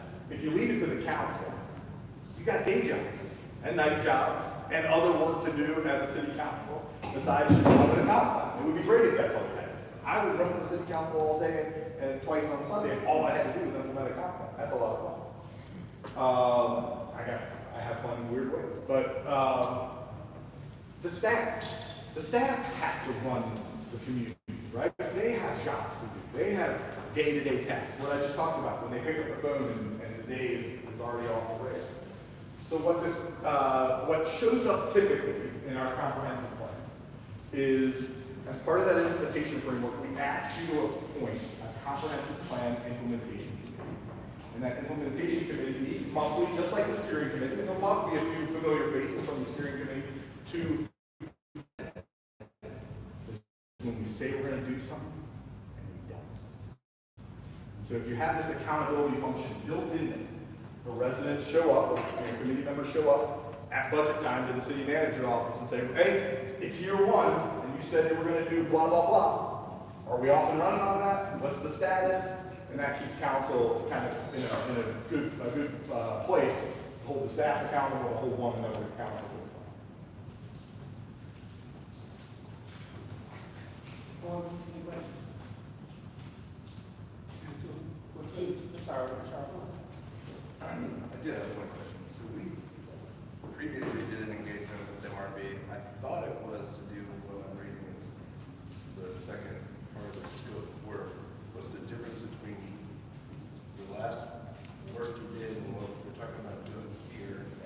Because I see a lot of overlap. Well, so the last work we did was an organizational assessment. And what the DCEDC charged us with was evaluate the existing infrastructure, the existing economic development infrastructure, and tell us how it's working. And what we were able to do in that process was make recommendations about how you organize your team and organize your resources, right? Those weren't pointed at any particular strategy. They weren't pointed at any particular market segment. They weren't pointed at much externally at all. What they were pointed at was, in our own house, are we doing what we need to be doing to be business friendly? This economic development strategy is going to say, these are the top 5, I made up that number, you guys are going to help us decide what that number is. These are the top 5 market segments we need to go after. This is the way we need to tailor our incentives or tailor our business recruitment and retention efforts to do it. Here's who's responsible for that. Here's how much money we need to investigate it. So the first part of work we did was very internally focused.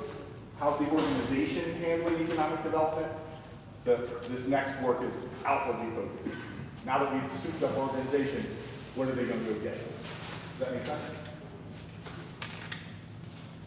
Council, any questions? Thank you. I'm sorry. I'm sorry. Sorry. You said we're talking about economic development strategy. So comprehensive plan and economic development. Yes. There's 2 elements to the scope. And it says comprehensive plan. So Yes, it's built into that same scope. I'm sorry. In the agreement that's in the package, it includes the economic development. So, and it's just I don't have anywhere I can take on the phone. It's just a question. Just kind of put out there as being a discussion. This is a comprehensive plan. This is an update, right? We're not creating a brand new comprehensive plan. That line is in. Right. So it's an update. Right. The scope of work here is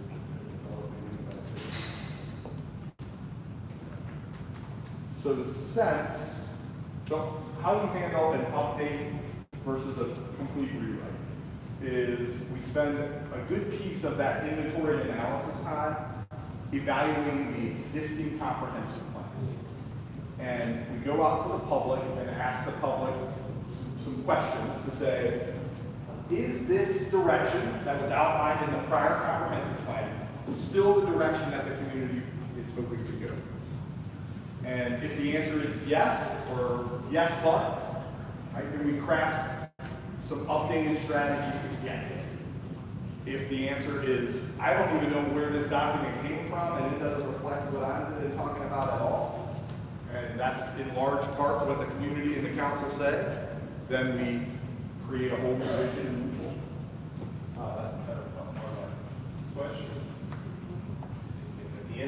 process, we decide what happens to previous comprehensive plan by the end of this process. Something completely different, right? And again, I'm not kind of putting now comprehensive plan is so what did I ask for that? And so what is there so that we can make sure that we don't set ourselves up for another 10 years from now? We have the same conversation. But again, that's just a question, what's in place to keep us? I think it's a great question, and I think it's just exactly what the Doug was just talking about. If I went door to door at City Hall today and said, who owns the comprehensive plan for 27? Who owns this task, that task, that task, that task, and that task?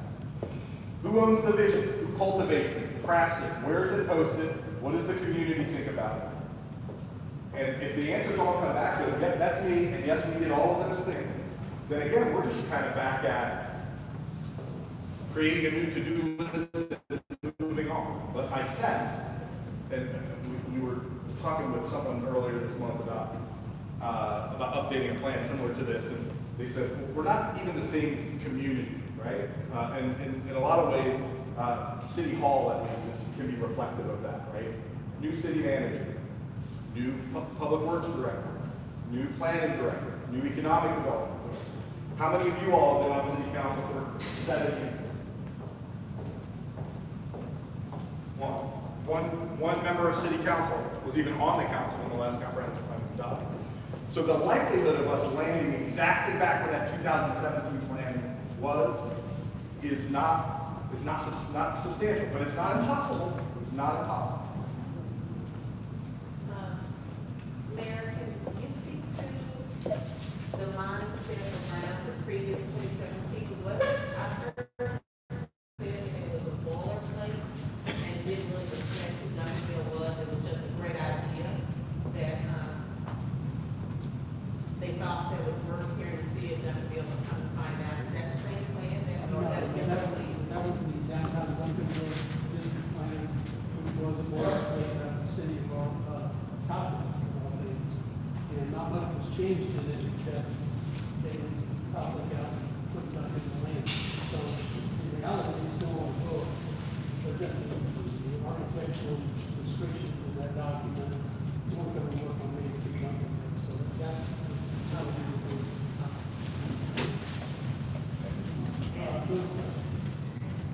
The resolution does say update comprehensive plan 2017, but I agree that if we review 2017 without done lately, review 2017, see that it doesn't reflect you don't feel this currently, then we go and update that information to make it more applicable to who we are now.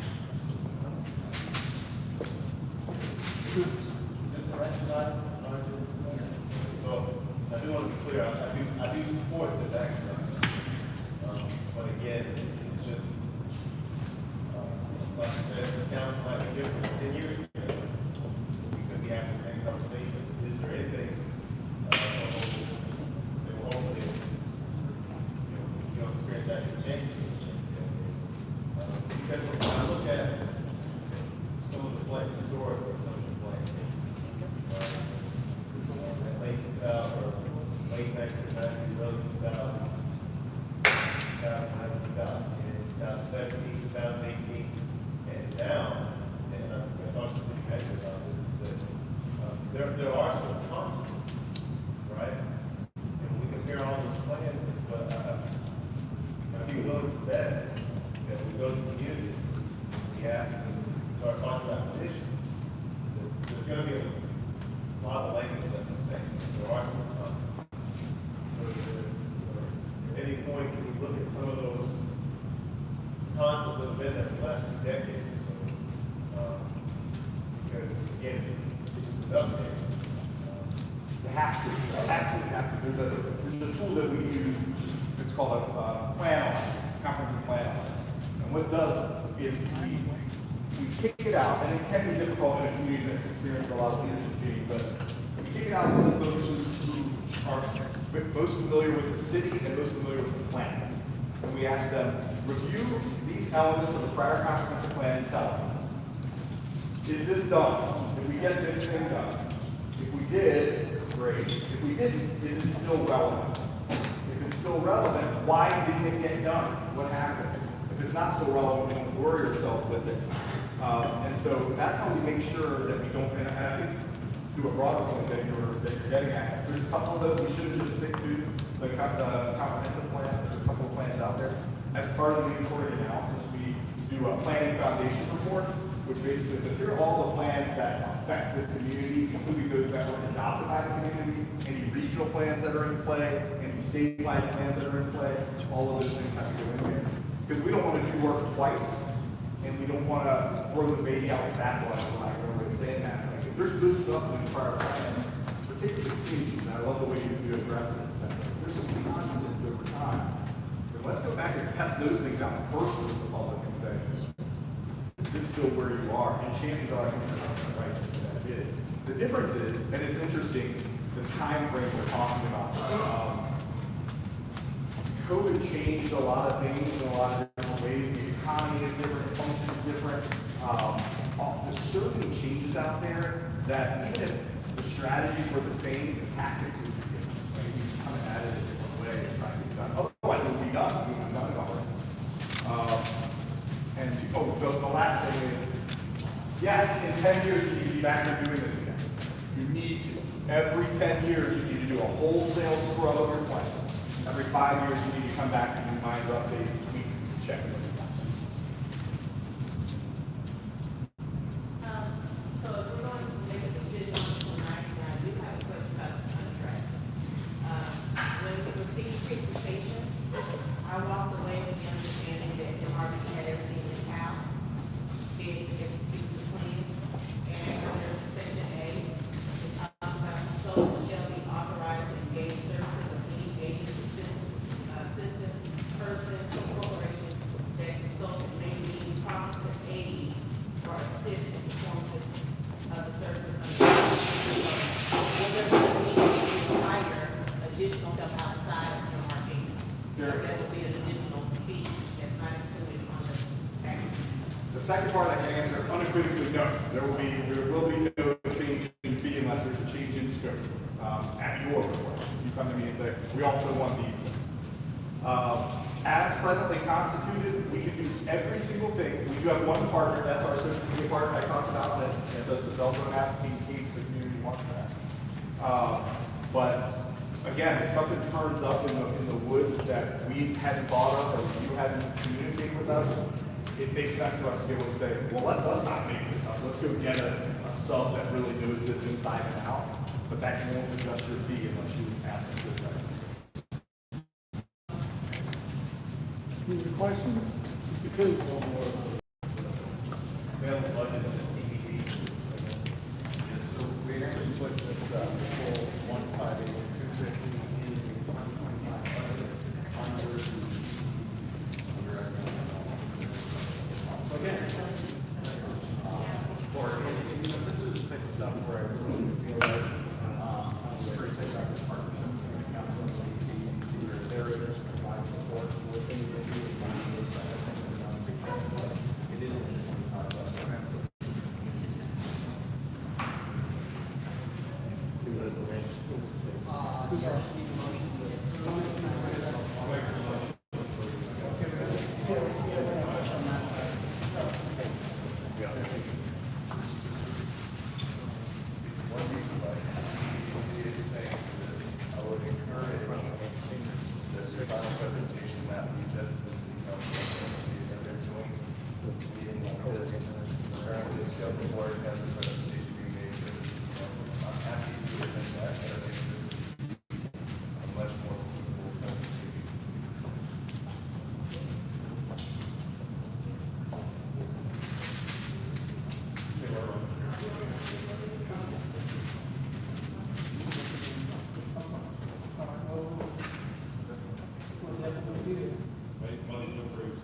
Motion to approve the resolution by Councilman Martinet, second by Councilman Coons.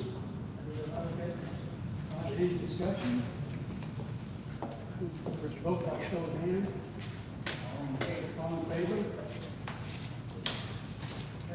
That's unanimous. vote approval of the resolution as stated. Okay.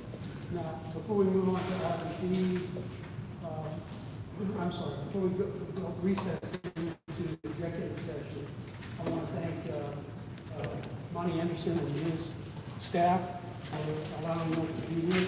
I want to thank the audience. This is tremendous. This kind of attendance to a meeting like this. So it really shows a lot about our community drawing interest in what we do. And this is a really important meeting today. A lot was done. We have a lot more to do. I also want to thank the staff, economic development staff, for their participation in this meeting. The economic board. Matt, thank you for your presentation. And I can't go into executive session until I find out, is this a timeout room for Mr. Anderson? Is that what this is? I haven't figured it out. It's a phone booth. Because it's, it's loud, it can be loud in here, and so we'll have microphones and stuff soon, but that's a phone booth. You get in there, and, if you got a private call, you can get in your phone. Phone booth, okay. Well, for some of you younger ones, we'll have to explain that. All right, so with that, we're going to recess. Council, we're going to go into executive session over in Monty's office just for brief. So we're recessing 8:08.